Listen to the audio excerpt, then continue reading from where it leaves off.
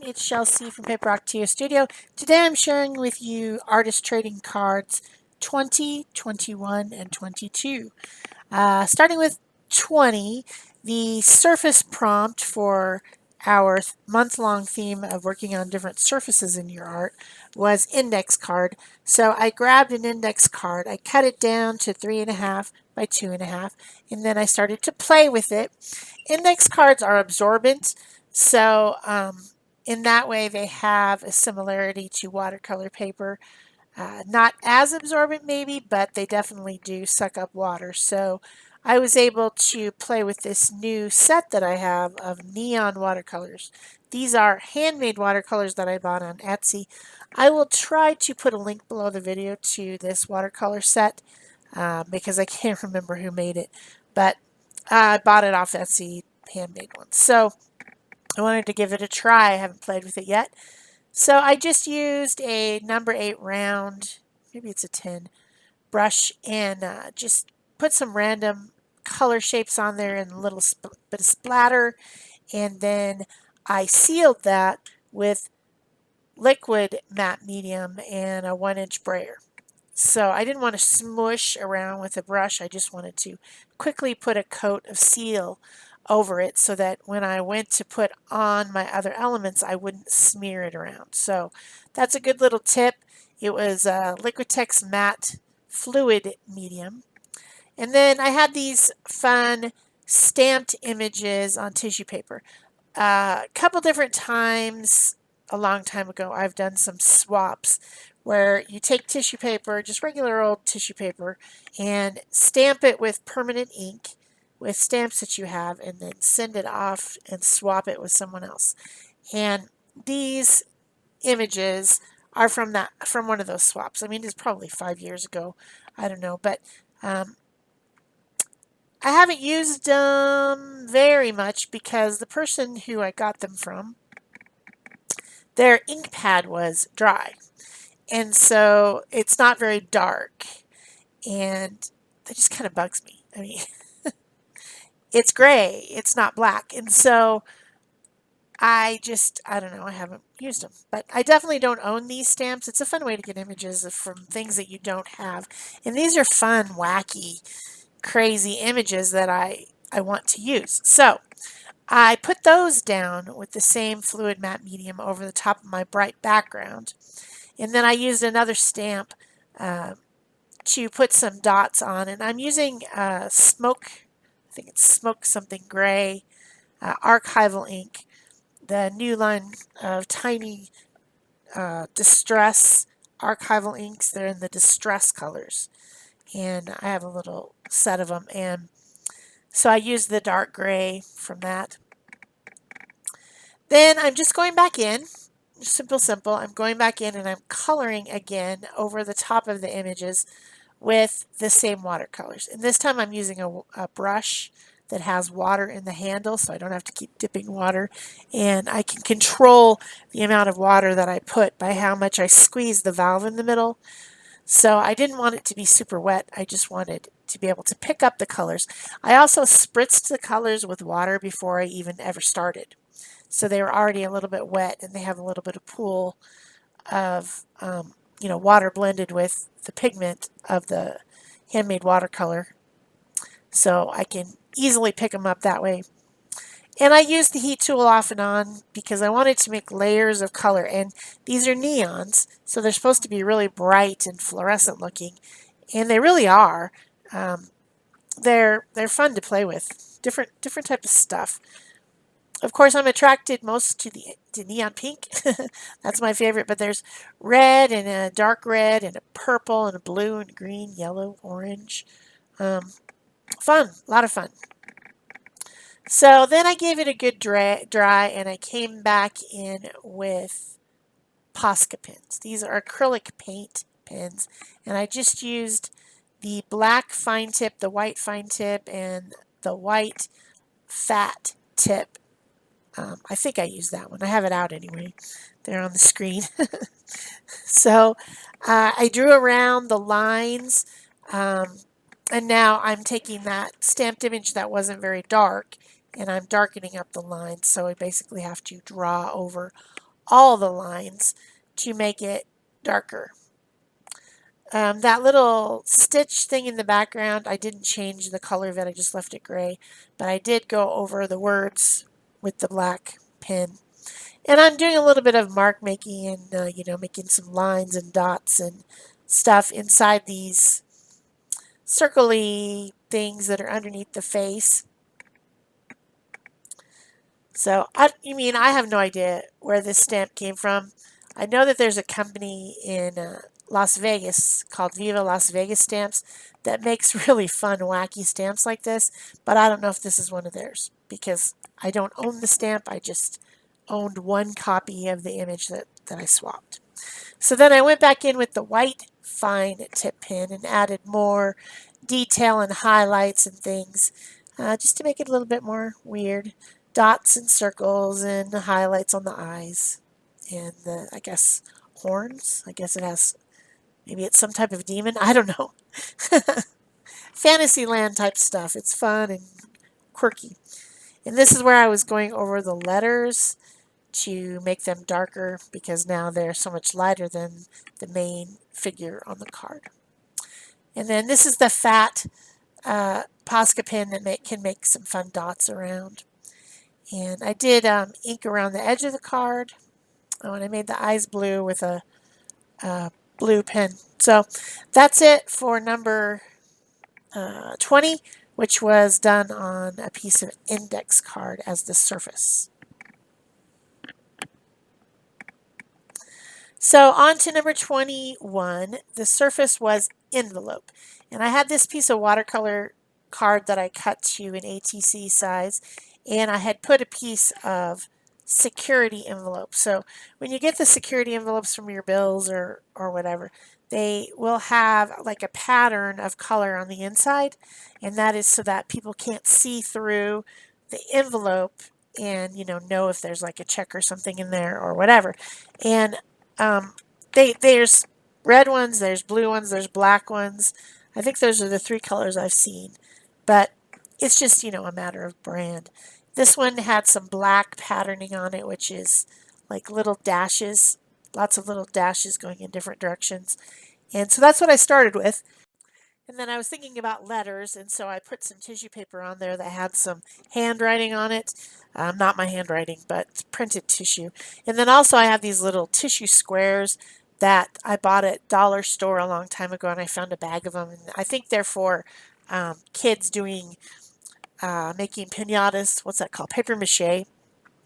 And they're just already cut into squares. They're translucent. So basically I was playing with translucent papers over the top of this security envelope piece just to see, you can still see the security envelope through it, but you've got some other additions of fun color. Then this is one of the sets of artist trading card size stencils. You get a 9 by 12 stencil that has 9 designs on it, and I cut them apart, and I use this one that has kind of boxes and rectangles and stuff on it with black ink, with black paint actually over the top of it, so that I'm getting a little bit of design on there in addition to all the other color and pattern I've got. And then I went around the edge with that same stencil brush with the black and darkened all the edges with the black paint. Gave it a good dry, and then I had to decide what I wanted to put on top of it. I was still thinking about envelope. Being, the prompt, I thought I would continue on with that idea and create a little envelope on the top of the envelope. So first I took a scrap, that's a scrap left over from the index card from the one before. And then this is the scrap piece of the security envelope.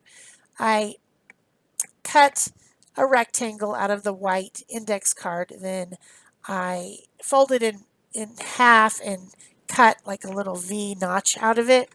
And then I used that notch as a guide to make to cut that security envelope piece to look as if it's an open envelope with the security inside. You know what I'm getting at? You've all seen that, right? And then I went around the edges with a white pen because that envelope will have a glue line. So I added the glue line with a white acrylic paint pen, and I added the creases where the envelope would fold up, those lines with a pencil. So that really does look like a miniature security envelope now. And so that goes on my card. Then I thought, when you send a letter, what are you sending? You're sending love, right? So I decided to use some hearts out of paper, and that the biggest heart is cut out of an envelope. It was such a pretty color that I saved it. Someone sent me a card or Happy Mail or something. I saved the envelope because it was a bright, bright pink, which I love that color. So I cut a piece out of it, leaving the writing on the piece. So it's got some handwriting on it.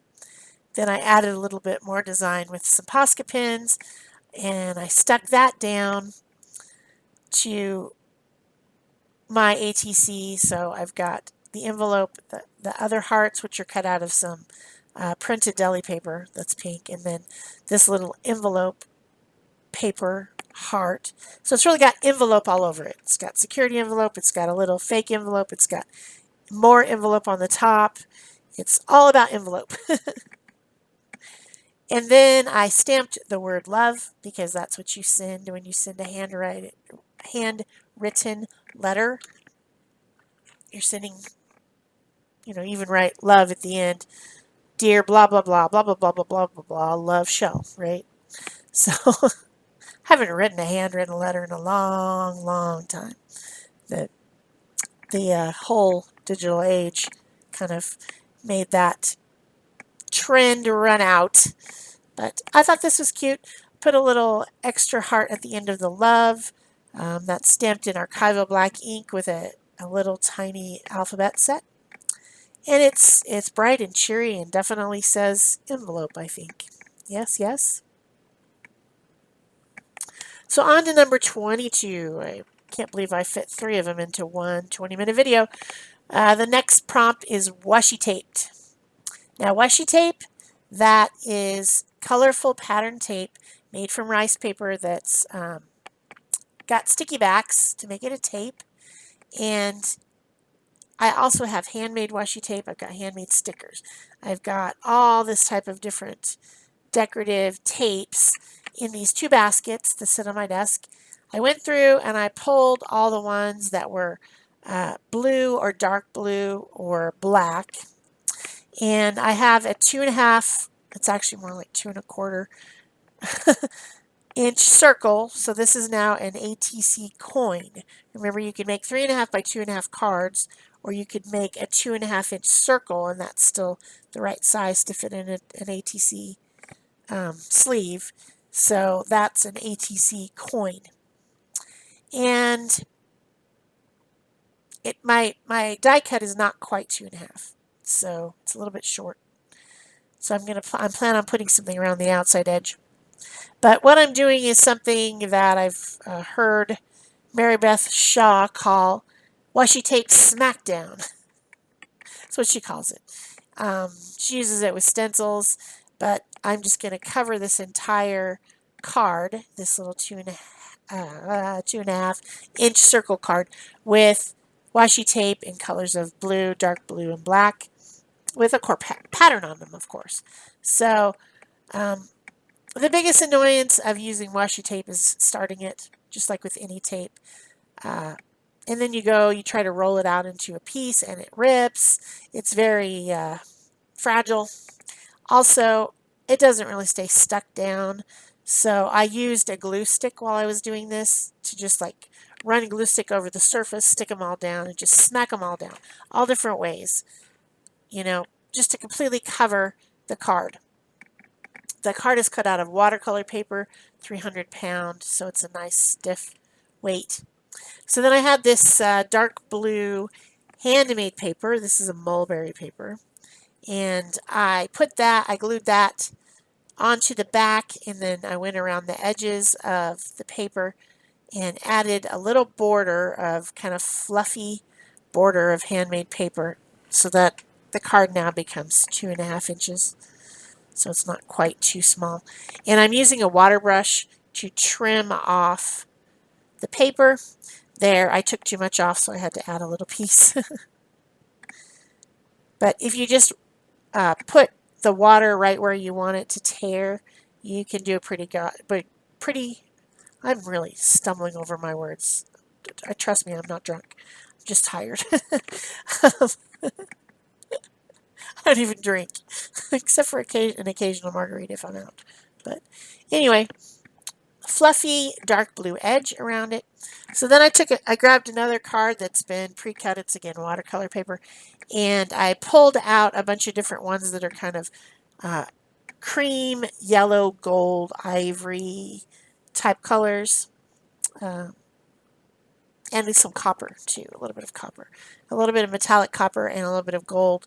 That piece down at the bottom was a handmade washi tape, which just basically means the edges when you're gel printing, you can get a skinny line of a gel printed pattern off the edge. And then I had this one that had some kind of rust color cogs on it, and it was not cooperating. It wouldn't tear properly. This time, instead of doing a washi tape smack down, I'm doing lines of washi tape across the card. So that's what I'm trying to do. The tapes are not cooperating at all. A couple of those I'm going to toss because I literally cannot get them to unroll. I think they're the cheap ones I got a long time ago, the skinny cheap ones from Amazon that came from China, and they're stuck together. They won't come apart. Very annoying.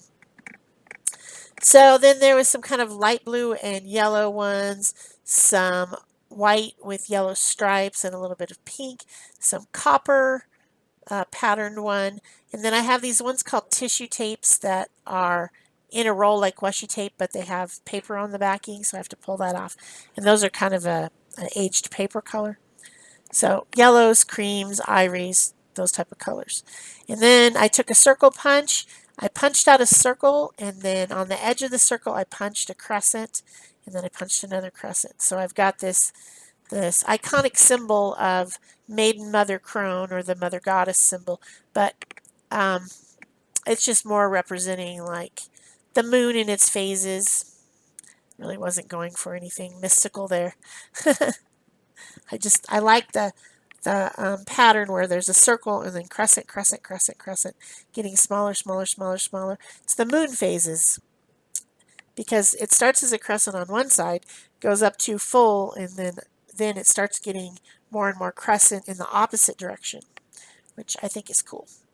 So I stuck those down with some art glitter glue, and I think that's cool, but I thought I should get some words or something. So I grabbed, first I wanted to put a shadow around them so that they stand out a little bit more from the background. Everything is very busy here, very, very busy. A lot of pattern. So I used a very dark blue, indigo blue pen. That's an artist pit pen from Faber-Castell, to just go around the shapes, and that makes a huge difference on being able to see them well. So the last thing I did was put some word stickers on there. I'm not sure what's taking me so long. There we go. I've been using these a lot this year.